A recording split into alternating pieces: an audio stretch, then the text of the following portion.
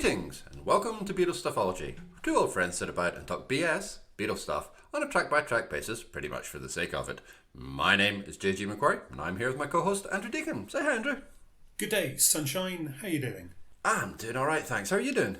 I'm fine. You know, it's like I went for a slightly peppier opening there. I think that's because I've recently started a Beatles Stuffology Instagram account, and my word, that is so much more positive than the old Twitterverse, which Beatles Twitter's fine, but the rest of it is just becoming an even greater cesspit. So So I'm all happy and Instagrammy. Well, that's lovely. I'm both happy to hear that you have been full of the joys and that you've been able to start an Instagram account. Excellent way of shoehorning that in at the start of the episode. Yes. Top work. Although it won't make a huge amount of sense because by the time this episode goes out, the Instagram account would have been up for about 4 weeks. But well, you know, let's not quibble. And if we're talking about the socials, as I believe young people do say these days, we might as well. Oh dear, we might as well just play over our usual. You can really get a hold of us section, which means we are BeatlesStuffology@gmail.com. We are on the flaming dumpster fire that is Twitter @Beatles_ology. You can find Andrew's blog at stuffology.co.uk, and you can find mine at jgmcquarrie.scot. Lovely. Right, this week we are talking about I Feel Fine. So, do you? Yeah, I do. That's good. I do. I won't get into this too soon, but there will be a sense of repetition. The repetition coming from when we were talking about A Hard Day's Night. I think I mentioned then that there's a run of Lennon songs that are kind of both underrated and overrated, that are perhaps incredibly familiar, and as a result they perhaps haven't retained the same kind of hold on me, apologies, that others have, and I sort of categorise it as help me, I feel it's a hard day's tripper. It's kind of those sort of songs that are really really good, but perhaps I've heard them a bit too much to be really passionate about them. That's fair. I would narrow it down slightly to 3 songs. What I like to call the Lennon triptych, for no particular reason other than the fact that I'm unspeakably pretentious. Which is this: I Feel Fine, Ticket to Ride, and Day Tripper. They're all constructed very similarly. They're all built around very similar kind of chord patterns. They're all built around a central riff, and they all feature a generally decent Lennon vocal. So yeah, I think of those 3 songs, I would say this is probably the least of them. That doesn't mean to say that I think it's a bad song. I don't. I think it's a good song. I think it's fine. But it still feels like the first part of something that Lennon will get better at, if not necessarily massively better at. Okay. And that's the episode, folks. No, you want more? Okay, all right, fair enough. Where shall we start? I suppose what's important for us, if you're one of those people who recently have been seemingly going through and downloading episodes and hopefully then listening to them in order, is that you'll know that we've effectively finished, well, we have finished with the first half of 1964. We've finished with all the songs that they were recording during A Hard Day's Night before they go off on this momentous world tour, first with Jimmy Nicol and then with a recovered Ringo Starr, and then they're back in the studio. And actually when they come back into the studio in the second half of 64, they start recording Beatles for Sale. We'll say no more about Beatles for Sale until we get to it, but this is actually towards the end of that session, and clearly the Beatles are aware of the fact that they need to have a single to go out. I suppose there's a possibility that 8 Days a Week could have been that single. Maybe even McCartney thought that the B-side She's a Woman could have been that single. But whilst they're recording it, Lennon has come up with this riff and he's played with it. And then on the 18th of October 1964, it is the 4th song they work on that day. Now, here's one reason why this is an amazing song, and that's because just before this, the third song they're working on that day is the remake of what I've written down here as Mr. Bloody Moonlight. Now, I know there are some performative people out there who have decided to stand up in defence of Mr. Moonlight. Good luck to them. That's fine. They will have to plead their case when they meet St. Peter at the pearly gates. That's fine. But what's interesting for me is that it's the second day they've worked on Mr. Moonlight. It's what is referred to as a remake of Mr. Moonlight, because there's something about it that they haven't actually been successful with. And yet in this period, some of the songs that really work are the ones that they do quickly. It only takes them 9 takes to get I Feel Fine right. They had to work on Mr. Bloody Moonlight over 2 days. What does that tell you? Well, it tells me that this song is a bit of a knockoff, or that they really, really wanted to get Mr. Bloody Moonlight right. But I don't know. Don't know whether that was something that was completely successful. Or, all right, yes, there may be a third option lurking in the background there somewhere as well. It's funny. It's one of those songs that I think, it is obviously, it's based around, a very simple chord progression, but it's the riff that really anchors it. And it's interesting to hear the way that that's delivered, and again, particularly compared to the riff in Ticket to Ride, which is incredibly simple. It's just a picked chord, basically. It's got a lot going for it, but I don't know. There's something very what's the word? There's almost oppressive about this song. There's something about the way that Lennon leans into the vocal, which I really like his voice here. I think it sounds really, really good. But he's almost aggressive in the way that he delivers, like She's in Love with Me and I Feel Fine. Like he's kind of pushing his voice there. And it's an odd contrast to what is, particularly for Lennon, like a really bright lyric. And the riff kind of reinforces that a little bit. It's up tempo, but it's not really bright. And again, if you compare it to either Day Tripper or Ticket to Ride, which are much kind of brighter, much kind of more trebly sort of riffs, there's something slightly, maybe oppressive isn't exactly the right word, but there's something slightly, I don't know, off kilter about it, or slightly boomy or slightly bassy. It gives an interesting tension in the song, which I do really, really enjoy. Okay, that's interesting. I suppose one of the things that people might almost have expected to go straight into is the elephant in the room, which is, if you say I Feel Fine to most people who are aware of it, not necessarily Beatles fans, well, I suppose the Beatles fans would mention it as well, is that people would sort of go straight in and talking about the feedback. And yet I think the feedback is whilst it might be important in the grand scheme of things, it's stunningly unimportant to the song itself. But I wonder if the feedback could potentially set that tempo for that sort of gritty, growly, down dirty kind of singing, that it almost has a heavier feel than perhaps the song justifies. But I also wonder if it's because it is very much a riff-based song. The riff came first. Everything was fleshed out from the riff. There's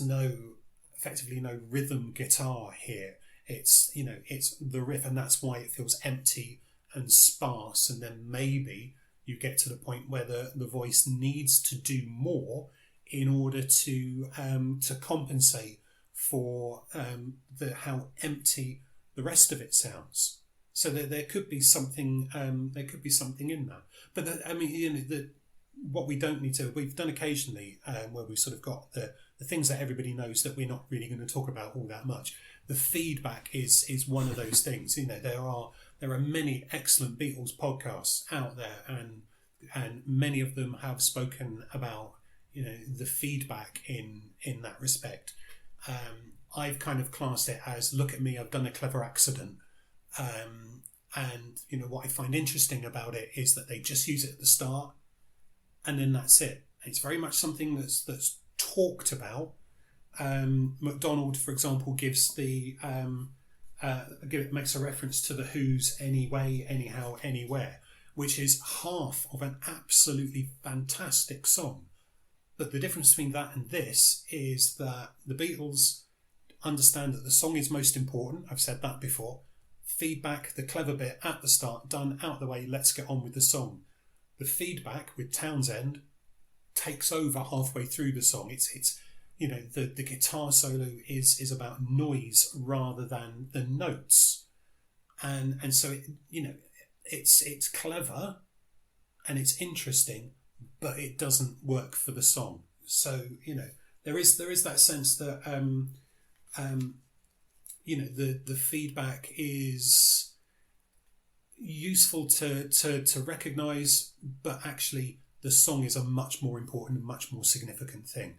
Yeah, I would definitely go along with that, and I agree with you about the fact it sets up this heavier feel for the song, which isn't something that any track released previous to this could lay claim to. The idea that its significance is in its deployment rather than in what it does to the song, I think is absolutely banging the money. And again, like obviously, McDonald and the Who, but we can't not mention the Kinks here as well. Particularly, You Really Got Me and All Day and All of the Night, where these things are going to be on developed much further. I mean, I quite like the noise that the likes of Link Ray were making. 5, 6, 7 years before, where there's distortion, but even then it's sort of quite similar to Townsend.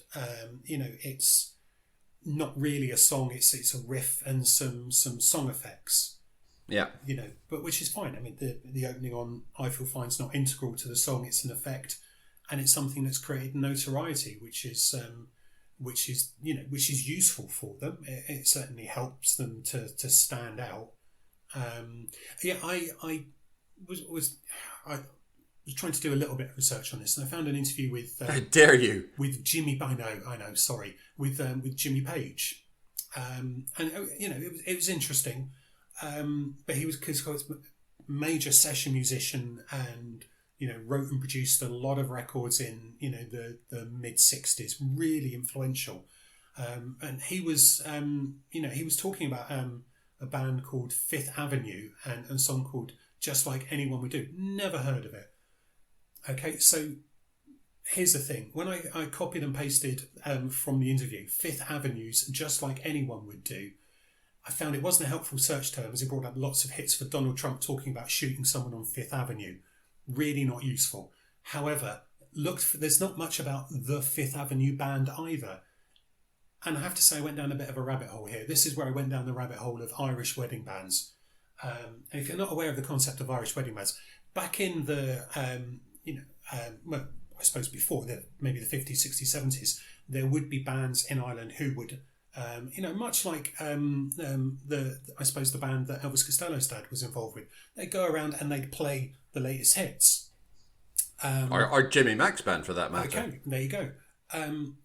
But it seems that they kind of died out in the 80s, and the old show bands then turned into bands, really professional, slick bands who would go and play at weddings. And it's a big thing. It's a much bigger thing in Ireland, I'm sure, than it is in the UK, where we just tend to go with a DJ.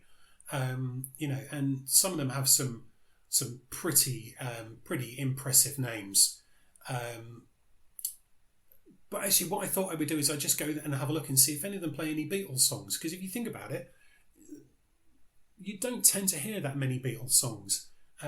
Pink Champagne, who were a band of the year at the 2023 Irish Wedding Awards, play I Saw Her Standing There, Help, I Feel Fine, Get Back, and Twist and Shout. And that was about the most that there were. But the oddest one were the Vinyls, who, along with playing Twist and Shout, Hard Day's Night, and I Saw Her Standing There, play Come Together and Don't Let Me Down. It's a quirky selection of songs at best. It is a slightly quirky selection of songs, yeah. You'd be surprised, I suppose, what people might potentially dance to at a wedding. Twist and Shout is by far the most popular one, and it's technically not even a Beatles song, but we'll give them that. But it was just that little reminder that you think of I Feel Fine as being this major song in the canon. It's like one of those tent poles, like Help and A Hard Day's Night, between I Want to Hold Your Hand and then what we're moving into with, say, Rubber Soul. But it's not really a song that you're going to dance to, and it's not really a song that gets played very much. I think it's a little bit forgotten. So the likes of Sax on Fire, are probably quite within their rights to focus on some others rather than I Feel Fine. Anyway, back to the Jimmy Page interview, and I thought I'd found something really, really interesting, because he was talking about Clapton picking up on feedback and using it. And he says Eric was the first to evolve the sound with the Gibson and Marshall amps. He should have total credit for that. I remember when we did I'm Your Witch Doctor, he had all that sound down. Again, I'm Your Witch Doctor was not a song that I knew at that point. It's John Mayall and the Blues Breakers. Interestingly, it has John McVie on bass, so that was quite the group. However, his argument isn't helped by the fact that that was recorded in 1965 and not 1964. So, okay. Maybe there's something of the memory going on there with Jimmy Page. I'm not going to ascribe too much genius at this stage to what was a happy accident, but the feedback is something that I've said quite clearly is something that is talked about far too much, and I proceeded to talk about it. Guess what? Far too much. Top work there. Thank you. I just, as a slight side note, I just want to make it known to the world at large that there is a bagpipe band in Scotland called the Red Hot Chili Pipers. I just feel that everybody should know that. Excellent stuff, and they're fantastic. Obviously, that goes without saying. Shout out to the Piper Boys. Lovely. Right. Yes. The other thing I think that's interesting about the feedback, and I promise this is the last thing I'm going to say about it, is that it starts a tradition of finding more interesting ways of beginning songs. We've had one or two songs which have had different ways of beginning, like the gunshot snare at the start of Any Time at All, or the count-in, the 1 2 3 4 for I Saw Her Standing There, or whatever. So there is a bit of history with the Beatles doing that, but this is going to all end in the Marseillaise at one point, so there's a lot more to discuss in this. But I think finding these interesting ways of starting your song does start to push that creativity. One of the things which is often said about Beatles for Sale sessions and I Feel Fine is that they were confident enough in the studio to start doing their own things now. They didn't just need to have George Martin holding their hand and walking them down the road. And things like that Happy Accident are one way of that coming to the fore. But at the same time, it just opens up that slight possibility. Okay, we don't need to start with just a count in. We don't need to start with something which is just going to be a quick riff or whatever it is. And I like the way that this song kind of starts that little template. So yeah, that's it. I promise I've got nothing else to say about feedback. So can I venture to maybe suggest that the opening, the intro and the outro are actually the best parts of the song? Well, that's interesting. Apart from the fact I now have the intro and the outro by the Bonzo Dog Doodah Band stuck in my head. There is that. Excellent work. Thank you for that. It's a great song, obviously, but let me have a think about that as we talk through the song, and I'll get back to you there. Fair enough. That's okay. We can do that. But it is worth pointing out that there is that sort of element of replication of the intro and the outro. But we could say, to delve into your world of pretentiousness, it lends a kind of symmetry and cohesiveness to the whole thing. An audio circular narrative to the whole piece. Yeah, that'll do. I'm so sorry. No, it's fine. I'm happy to go with that. Not that I completely understood it, but I'm happy to go with it. But it is another thing that just marks them out. That experimentation at the start and at the end is important. And yeah, fair enough. They might not need. I thought you were going to say when George Martin holding their hand, and leading them down the road. I thought you were going to maybe sort of throw in the Abbey Road and Across the Crossing or something, But anyway, they've learned from him. They're clearly aware of the importance of impact and ending in a way that is effective and memorable. And it's a conclusion, not a stop, which is an incredibly important difference. Yeah, and I suppose then that leads us back to the riff, and because the riff is everything, and there are quite a few other bands obviously working with that in '65, that John Mayall Bluesbreakers song "I'm Your Witch Doctor" is all riff, and it doesn't really go anywhere. It's just another opportunity for people to show how great they can play an instrument and how clever they are, but it doesn't really live in your memory in the way that a song like this does. This is much more, dare I say, universal, and it has influences. The one, and most of these influences that people wouldn't recognise. The one that gets cited the most, because I think that Lennon himself was aware of it, was Bobby Parker, and I suppose, in fairness, it's the first few bars of it are similar, but Bobby Parker's is much more atonal. It doesn't go anywhere. It's the sound and not the notes, I think, that you could sort of say has some familiarity. Or maybe you hear the first couple of bars and you think, oh, that's oh no, fair enough. It's gone somewhere else now. I can see how it's ended up being different. So I don't think we necessarily need to worry Mr. Parker's solicitors too much, but I'm sure he's had enough conversations with them in his time, and maybe Mr. Sheeran has been able to reassure the estate of John Lennon that there isn't a case to answer.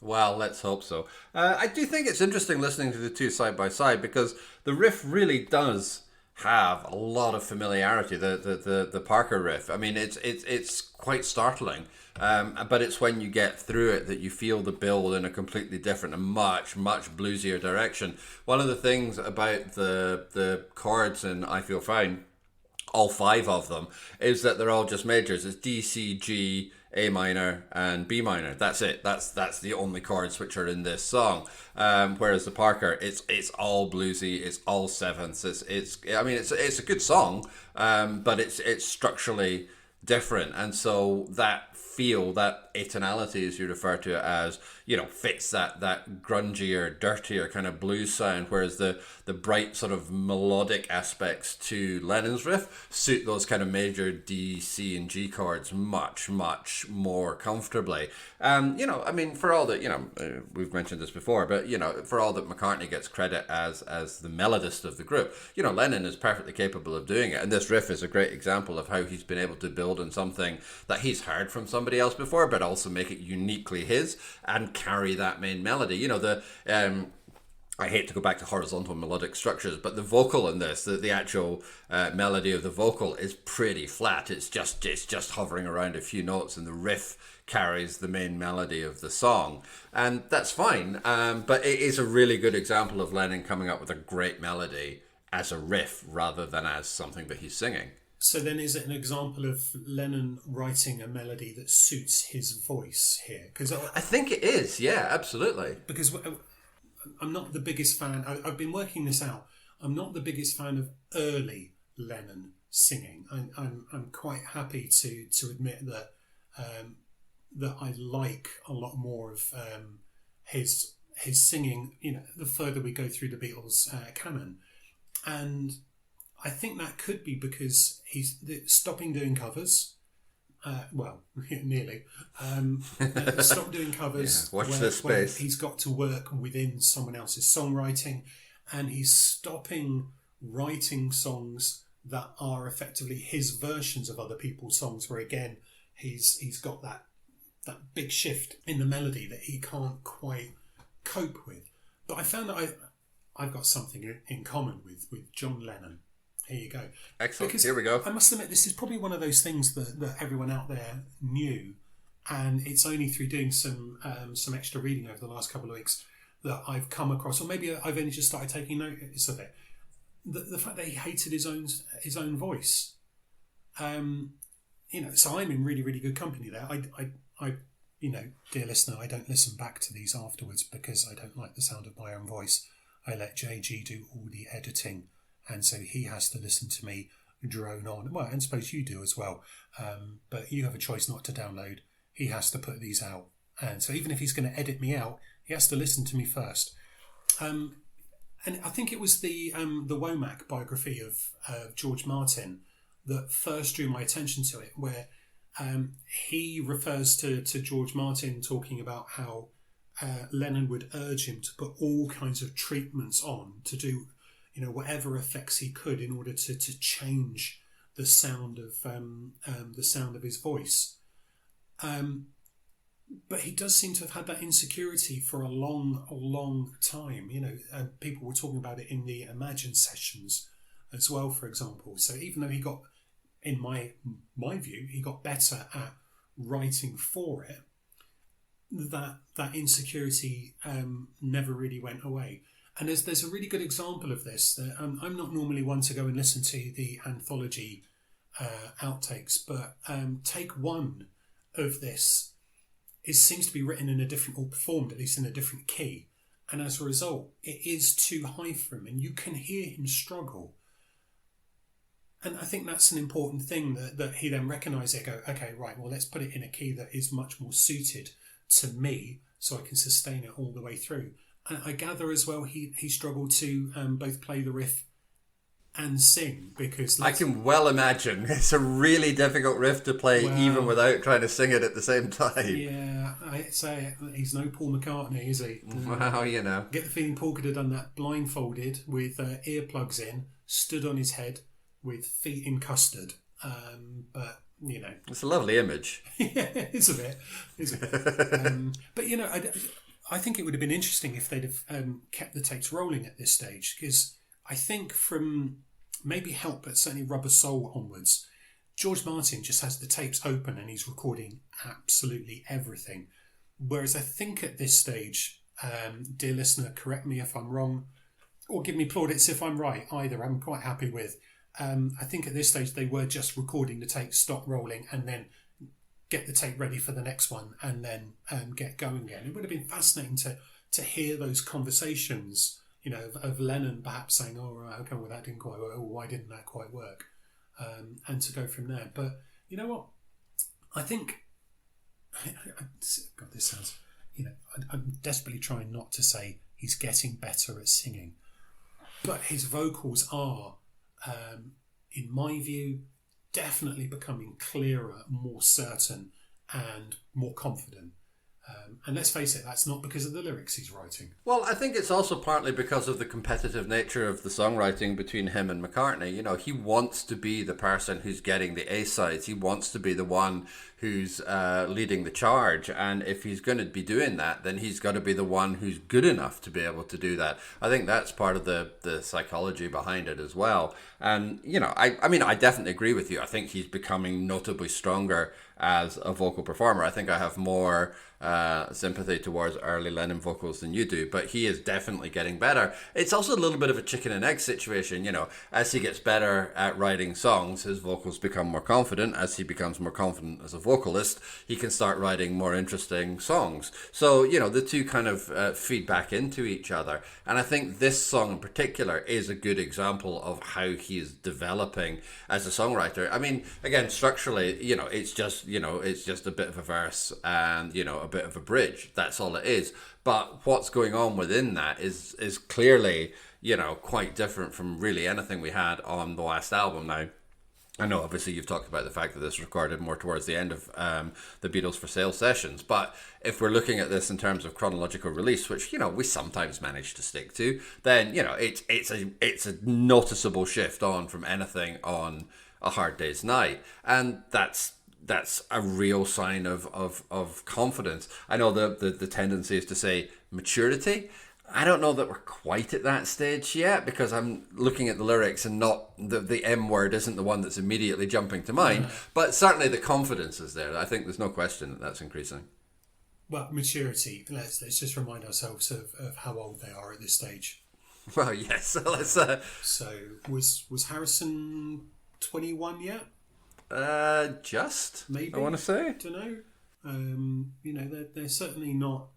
I mean, they're hardened veterans, but they're not exactly, long in the tooth. Well, quite. But yeah, I mean, that's a a tension which I think is going to, again, we're not going to say too much about Beatles for Sale, but I think that's one of the tensions which is going to play out in that album is the way that the development and sophistication and, yes, the M word, maturity, sort of build, but very inconsistently. It's not a single kind of unified straight line. There are bits which work incredibly well and which show just how far they've come, and there's going to be one or two things which are not necessarily going to show that. But we'll get to them when we get to them. So would you take this song as being evidence of a happy John Lennon? Because after all, he feels fine. I don't know. Like I said, there's a real tension between the kind of the weight of the song and the lyric of the song, and I like that tension within the song. I think it is effective. I wouldn't read too much necessarily into this lyric. By Lennon's own admission, this was, I've written a riff, quick knockout song around it. So I doubt that there was much forethought beyond, I need something to sing alongside it. But it's interesting, I suppose, to have a lyric like this, which is noticeably more positive, dare I say slightly McCartney-esque in its outlook. But I don't know, psychologically, do you want to say that? Do you think that squares up with the rest of Beatles for Sale? Fine. Fine is probably an acceptable adjective, yeah, yes. I mean, it's not so much that. In terms of, if we were look at scaling, I'd say fine is probably a 6 out of 10, maybe. Yeah, that seems reasonable. All right. I mean, he does feel things quite a lot throughout his Beatles oeuvre. It's not that lot. It's a step up from how in A Hard Day's Night he felt all right, for example, and definitely an improvement from There's a Place, from Please Please Me, where he felt down low and blue. Okay, but then also on I Want to Hold Your Hand, he felt happy inside. But then nice. Again on Help He'll Be Feeling Down, and on The Word, he knows what he feels must be right. I know, so there's a lot of feeling going on in this period, but a long way from now, he'll feel the wind blow on Dig a Pony. So we'll get there. He'll get a little bit more variety in how he feels eventually. I think it's just one of those. Do you think that's a cosmic moment, or do you think he farted? I definitely think there's some flatulence going on there, and I think it's not to be critical of our Mr. Lennon. I think it's more just that reminder that these are just words. They are words that fit. And when in the next episode, we'll have a slightly different conversation about a couple of things that McCartney is trying to do in terms of perhaps even go as far to use the word enjambment, maybe not, but he's trying to do something a little bit different in She's a Woman, even though I don't think he's terribly successful, and in fact it contains one of his worst rhymes. Wait for it, folks. You've got another fortnight before you get the joys of that. But you could probably work it out. Yeah, but I think because you see, you're doing it again with the song titles. Stop just it. Coincidence. Yeah, it's just coincidence, I swear. In my life, I've never been so insulted. Right, okay. Where were we? Yeah, no, I just think it's very easy with John Lennon for people to ascribe too much meaning when what this is another great pop song. That's fair enough. I promise I will try to stop using song titles. Do you think then that this is just a tossed off lyric? Do you think that there's anything behind it beyond that? Because you asked me that question, so I'm throwing it back at you. Yeah, I think it's a bunch of words that sound great, and maybe it vaguely fitted in with a mood that he felt that day, but it's so joyfully banal as to have all meanings and none, which is the essence of great pop, really, isn't it? It kind of works because you can ascribe to it whatever you happen to be feeling. It can be a case of, it could be something that picks you up when you're down, or keeps you up on high if you're feeling great. Because you pick out the key words. You don't listen to every single word. It's not a narrative that you're following through. It's a bunch of words that sound really good, alongside a melody and a riff that sounds really good, and it kind of works. There's not really anything in there that jars. So it makes for a good product, an overall product. It's got character and personality rather than class. That's an interesting way of putting it, and not one that I'm going to in any way disagree with. Okay, good. Right, what's next? So that's one way to dead end the conversation. Well, it is a bit. I suppose we could talk a little bit about the instrumentation. You've got an opportunity to talk about how absolutely stonkingly brilliant Ringo is on this. Yeah, which he is. I mean, there's no question about it. A lot of the energy of the song is absolutely coming from the Right Honourable Mr. Starr. It's a bit of a shame because I'm aware that this is something which is mentioned in the MacDonald book as well, but it's not actually the best produced song that the Beatles have ever produced, and Ringo is kind of the one that suffers a bit from that the most. But he's still at the top of his game. One of the things that I've really enjoyed about doing this podcast is going back and sort of rediscovering a lot of that kind of early material, which I'm sort of familiar with enough to know, but not necessarily, in the way that I know Sgt. Pepper or the White Album or whatever. And I have absolutely and completely fallen in love with A Hard Day's Night as an album, way more than with the Beatles or Please Please Me. I absolutely adore that album. You were mentioning before about revising scores. I think one or two of mine will be floating upwards, not downwards. I've really come to love it, and I've been playing a lot of Beatles songs on guitar of late as well, and that helps to sort of inform my opinion about them as well in terms of the way that they're constructed. But Ringo was one of the absolute stars of that album, if you'll excuse what was not meant to be a pun, but has unfortunately turned out to be one. And his work here is just continuing on at the same kind of level. He's really, really on top of his game here. There's so much, power and energy derived from what he's doing. And if he isn't best served by the production, and I definitely think it's fair to say that he's not, it still manages to come through, which is an achievement in and of itself. A couple of things. I think we should start talking more about the production, because I'm starting, like yourself, listening to these songs a little bit more closely. I'm starting to come to opinions about the production. Opinions, you say? Opinions. Possibly even views. Wow, okay then. And I think that's something that I think we can definitely, return to, because I think that I agree with you. But yeah, no, in terms of Ringo on this, despite the sad absence of any cowbell, which is a real shame. I think that there's a comment in the MacDonald book that struck me. He says that it's his energy, Starr's energy, that lifts the track. For instance, coming out of the middle eights at 54 seconds and 1 minute 50.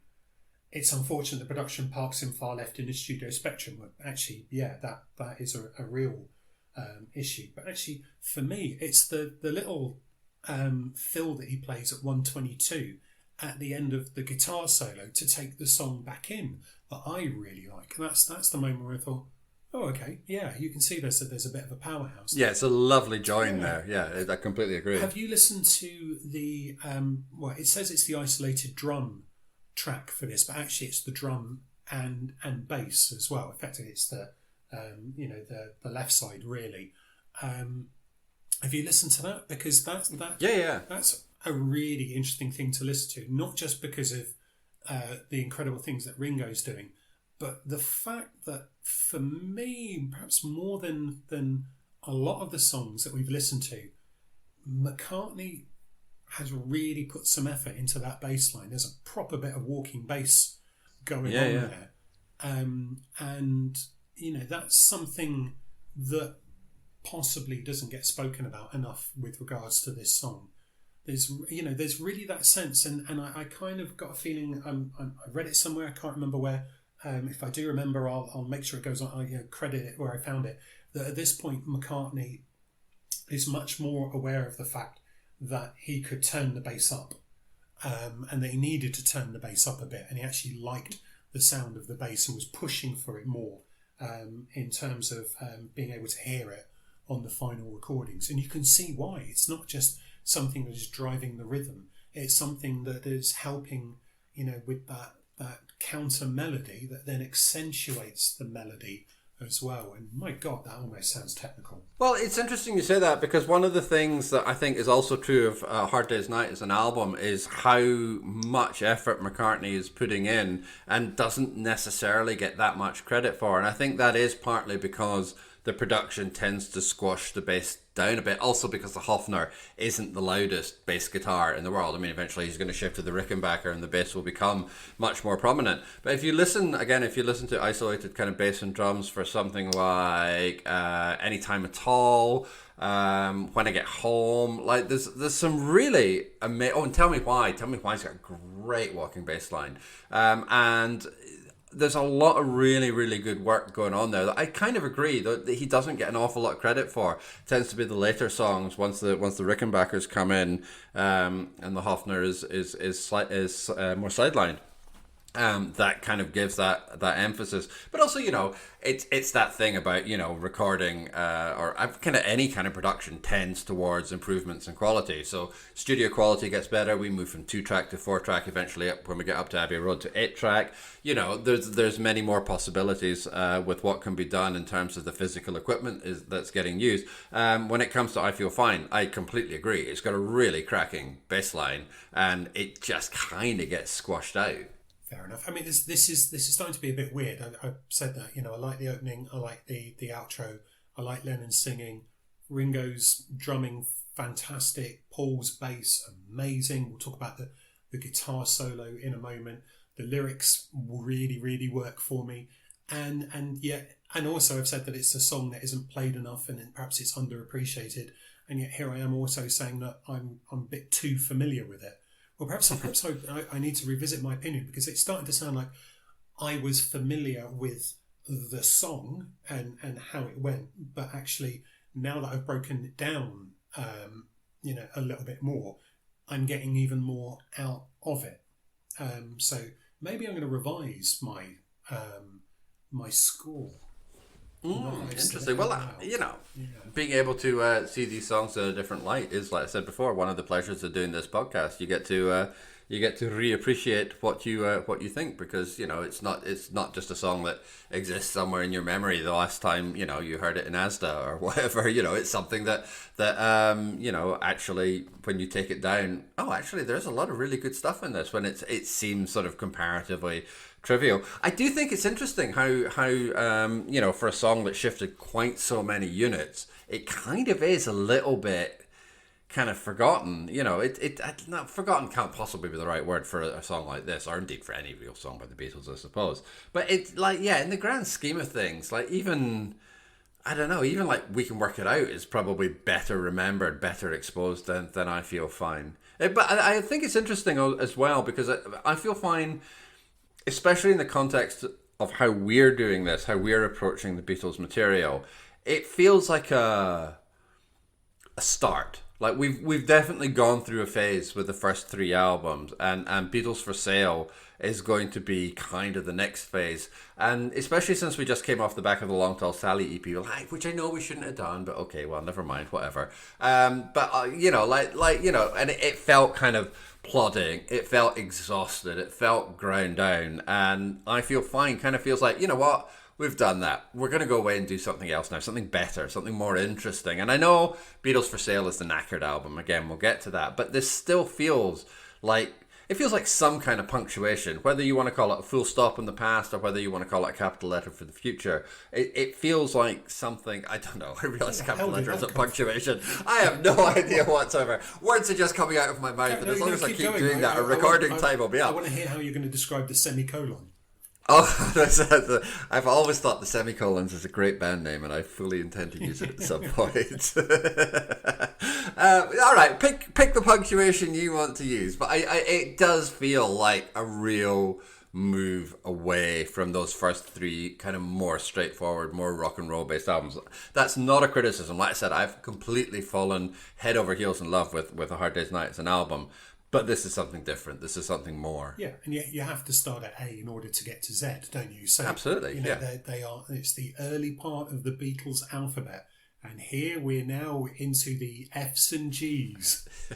I think we probably stretched this about as far as it's likely to go. We're about 45 minutes in, and who haven't we really mentioned so far? Well, we haven't really mentioned the Right Honourable Mr. Harrison that much either. And if people really did want to get a hold of us, they probably would want to get a hold of us and shake us up and down and say, "Come on, surely this song is all guitar."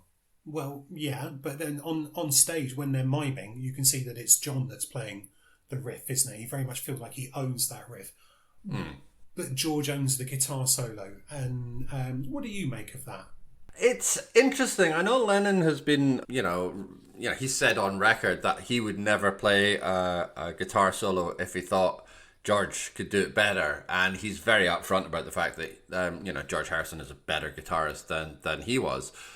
So it works for the song. It's almost... I can't believe I'm going to use this word to describe this song, but it's almost egalitarian.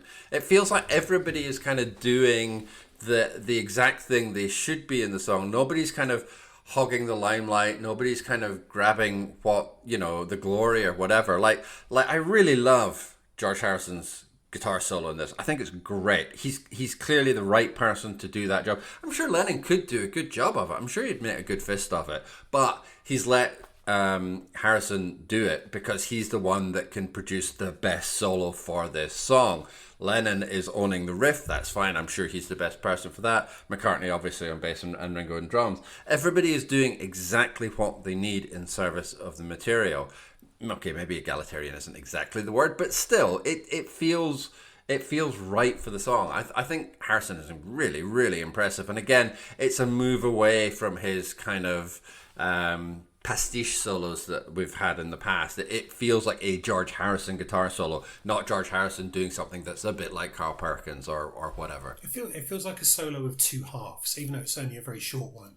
The first part where he is playing something akin to a traditional solo, and then the second half where he's trying to find a way to get back into the song and really needs Ringo to bring him in.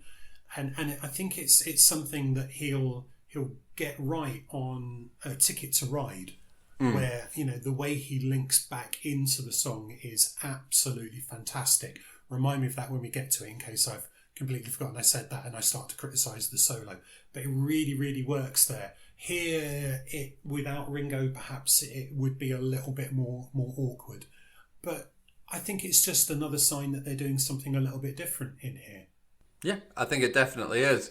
And firstly, just a small sidebar, I will in no way allow you to either forget nor criticise that little solo on Ticket to Ride. I've been teaching myself to play that very recently. It's a pain to combine with the rhythm, but it just like doing that really helps to emphasise just how good that is. But again, it's that thing. Everybody's doing exactly what they need to in service of this song, and those ways that Ringo can pull the song back together, like you mentioned the little fills earlier on, like that's his skill. That's what he's so good at. And again, something I think there's a lot of people who I think now do really appreciate what a good drummer he is, but those little moments, I don't know that he maybe necessarily gets as much credit as he should for them, and he is very, very good at them. It's just a perfect little slide back into what we need. And Harrison does the same thing on guitar, and it just all clicks together. I suppose if we were, properly detailed about this, we'd also have an in-depth discussion about the exact guitars that were used here. But yeah, you're all right. That's fine. There are other podcasts that talk about that, and no doubt they talk about it and actually sound like they know what they're talking about. Whereas I would just be saying that's not something we've ever troubled ourselves with. I would just be saying names and numbers. But there you go. However, the harmonies, quite happy to talk about the harmonising that goes on here. And I think they work because they're selective. It's not over the top. It's not consistent. It doesn't overwhelm the song.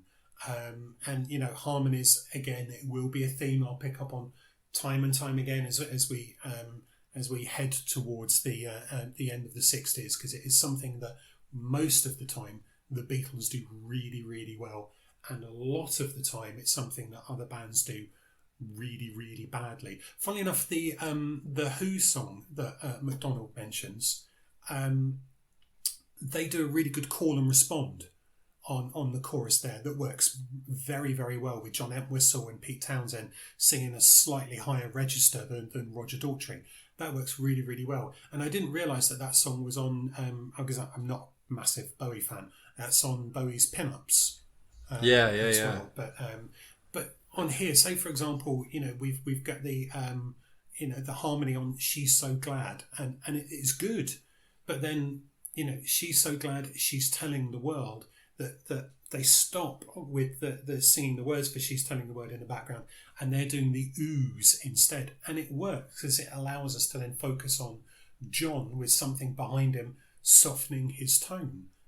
It's incredibly effective. So even from the early days of the Beatles alphabet or the full stop of the past, they've evolved and developed their harmonies, which is really good. I was listening this morning. Why you need to know this, dear listener, I don't know. I was happened to needed to be in Wincanton this morning for something to do with work. Driving back, listening to Stuart McConey interview Simon Pegg on Six Music, because that's how hip we are. And he was picking some songs. Actually, I think it's a feature they call it First, Last and Everything. So, the first song you remember, the last song you bought, and the one that stays with you. The one that stays with you is Here, There and Everywhere, which I thought was, a really good choice. But the first one he remembers from about 75, not obviously when it was originally released, but when it, for some bizarre reason, hit the charts, was Laurel and Hardy singing The Trail of the Lonesome Pine.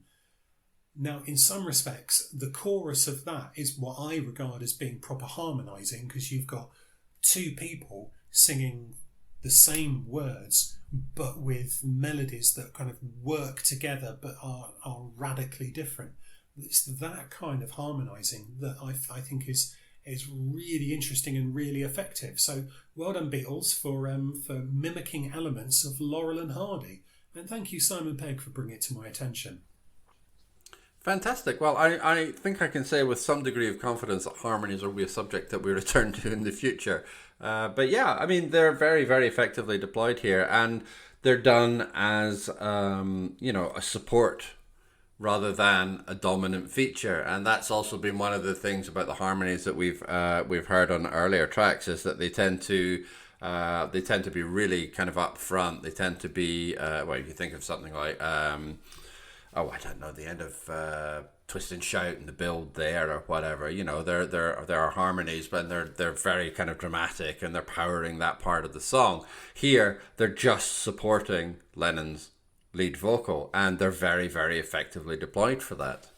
To give George another mention, just in case you feel he's not been mentioned enough, in one of the two video clips that they made for it, and this one being the famous Ringo on a bike clip, there's quite an early shot of George really just deliberately getting the words wrong while singing into a punch bowl.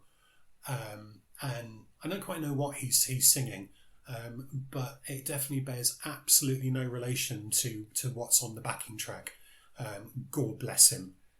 So clearly he thought the whole thing was a bit of an elaborate wheeze. And who could blame him? It is a pretty odd video clip for many, many reasons. But quite a famous one, because, it's got Ringo on a bike. What more could you ask for a video clip? I know. It's interesting. There's different ideas about that as well. I sort of got it into my head that perhaps it's just that directors in the 60s, where they weren't playing live, struggled to know what to do with drummers. And occasionally, if you've got Sky, there was a tweet by one of the guys from the Nothing Is Real podcast where he made a reference to a channel that's on Sky that basically plays non-stop 60s hits. In fact, there's a 60s, a 70s and an 80s channel.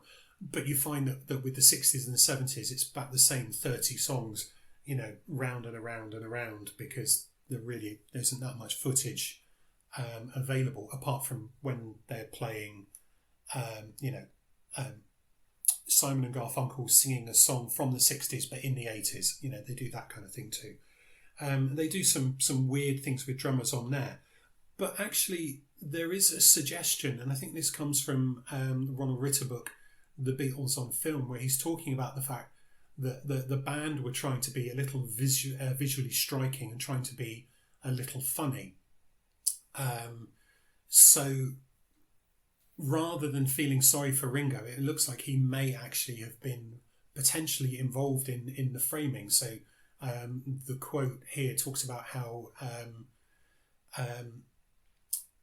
so it's the band bunched up together, the fans wanting to see the favourite Beatles, i.e. Ringo, and the kind of shot where they can see him is easier without him sitting behind a big drum kit. So instead, sitting on an exercise bike. So, it's a sitting down. So they note that the drums are sitting down instrument. The exercise bike involves sitting, but at least Ringo's head is at a position that's not much lower than the rest. So it could be that it's a deliberate thing. I still think it's a bit of an odd thing. There are a few, aren't there, where the others are playing their guitars and he's not drumming. I think Paperback Writers, another one as well. But that's fine. Hey, I tell you what, fun fact. I don't know why I ended up looking this up. Did you know there is an e-bike that's called the Revolt Ringo? I did not know that, but I do now. Okay. I've got no idea, by the way, if it's now. I'm not unable to find out if it was named after Ringo. My internet searching is not that good, but you can see why I went down that rabbit hole, finding out if there's, because you'd have thought that some exercise bike manufacturer would have wanted to be able to use that clip of Ringo and then perhaps have something of progression of Ringo in the modern day. Maybe he is a brand ambassador for something else. That's bike related. Maybe. There you go. But that clip is a bit of an odd one. I don't know if you've noticed, but George is dressed very differently to the others. Yeah. And the other three all seem to have been dressed like the milk tray man from those adverts of the 60s. Paul looks like he's desperate to sing every single line and just is working so hard to stop himself when he's not meant to be singing. And his bass playing is oddly reminiscent of what will become the signature bass playing style of a Mr. Dirk McQuickley. Yes, well, there's another discussion that we're going to have at some point in the future. But it's certainly, what's the word, distinctive, shall we say? Yeah, it's that kind of two-finger... it's very, very odd, exaggerated, and notice me. Yeah, and it makes me wonder if Eric Idle was aware of that when he was playing Dirk McQuickley, or whether he just was miming very badly. I haven't decided which. By the way, I wasn't aware of the second video that was made at the same time for I Feel Fine, which is the truly awful video of the band eating fish and chips. Yeah, you wouldn't think that was a difficult thing. I wouldn't think that was a difficult thing to put together. That was banned not banned. It was unavailable, let's say, for a very long period of time. The implication is that Brian Epstein didn't want anyone seeing it, and you can understand that's correct. why. At least John does have a go at miming from time to time, and occasionally. George has a go on the exercise bike. So there you go. There's another mention of George, folks. Excellent. Surely we've hit our quota by now. I think we have, yeah. I mean, we're just about to pass the 1 hour mark. I think George has had his due. Okay, so, right, another hour on a song that is less than 3 minutes. Yeah, we're doing pretty good on that front. Right, shall we score it then? Oh, right. Have you got somewhere? Are you off to the cinema to see Mission Impossible? Oh, no. No, I'm not. If you've got more to contribute, please contribute away. No, that's fine. I think, much like both George and Ringo on the exercise bike, we've come to a natural stop. I think we have, yes. And sadly, I don't have any fish and chips next to me to enjoy, or at the very least, not yet. Not yet. So, go on. What do you want to give it? Ooh, yeah. You see, I think I'm going to keep it After in line. After all that, I'm going to keep it in line with A Hard Day's Night, and I'm going to give it a whoppingly brilliant 7 out of 10, which I know might sound slightly disappointing to some. It is a work of high quality, but I've still got to leave myself some 8s and 9s and 10s. I'm a little divided on this one, whether to give it 7 or 6.5. I think I'll give it 7. Why would you give it 6.5? That's mean. That is me. Well, I'm not giving it 6.5. I'm giving it 7. So I'm not being mean. I'm being nice. Okay, fair enough. Good. Good. But you're being honest, and that's the most important thing. Well, yeah, unless I edit this bit out, in which case nobody will ever know it happened.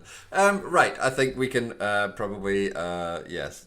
Anything else to add? Bye. Okay, that's excellent. Right, fine. You can really get a hold of us. We are BeatlesStuffology@gmail.com. We are on Twitter at Beatles_ology. You can find my blog at www.jgmacquarie.scot, and you can read Andrew's writing at www.stuffology.co.uk. Please also check out my other podcast, Talking Trek to You, where a noob and an expert, who is apparently me, go through the original Star Trek series episode by episode. Please like, rate, and review us on whatever podcatcher you're using so that more people can find the show. And more people are finding the show, so these things matter. If you find this show and you like it, give us a wee review, because it really is helping us to build momentum, and we would be greatly appreciative of that gesture. Now, next episode, it's time to flip the single. And that means like Andrew mentioned earlier on, we have to deal with one of the worst rhymes in popular culture as we talk about She's a Woman. But until then, keep listening.